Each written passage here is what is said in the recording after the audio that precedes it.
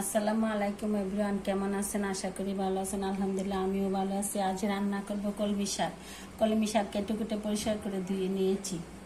এখন কাঁচামরিচ কুচি করেছি, রসুন কুচি করেছি। কিভাবে রান্নাটা করতেছি আপনাদের সাথে শেয়ার করতেছি। কড়াইটা গরম হয়ে গেছে, তেলটা দিয়ে দিচ্ছি। আর শাক মানে তেল তেল আর রসুন ভালো করে হলে তাহলে খেতেও স্বাদ লাগে। আর বোনেরা এই শাকগুলা এই গরমের মধ্যে খাইলে শরীর সুস্থ থাকার জন্য সবারই শাক খাওয়ার প্রয়োজন আছে। একদম তরতাজা লক করে কলমি শাকগুলা ভালো করে রসুনটা ভাজা হয়ে যায়। বোনেরা রসুনটা ভালো করে ভাজা হয়ে গেছে, এখন শাকগুলো দিয়ে দিচ্ছি। আর কলমি শাকটা একদম তরতাজা সেই লাগে এই শাকটা খাইতে।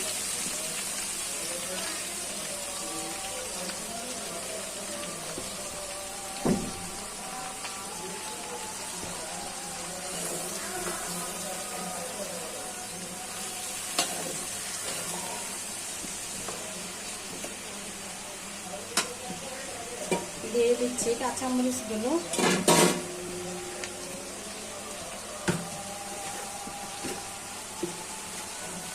দিয়ে দিচ্ছি স্বাদ মতো লবণ। ভালো করে শাক ভাজিটা হয়ে যাবে।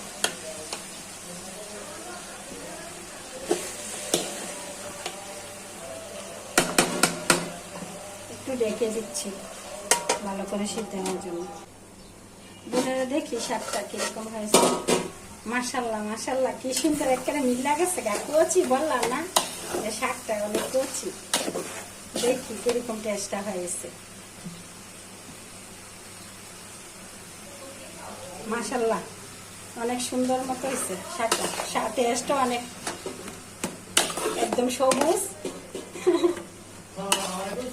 তো বোনেরা ভালো থাকবেন, সুস্থ থাকবেন, আমার ভিডিওগুলো বেশি বেশি দেখবেন, লাইক কমেন্ট করে আমার পাশে থাকবেন। আল্লাহ হাফেজ।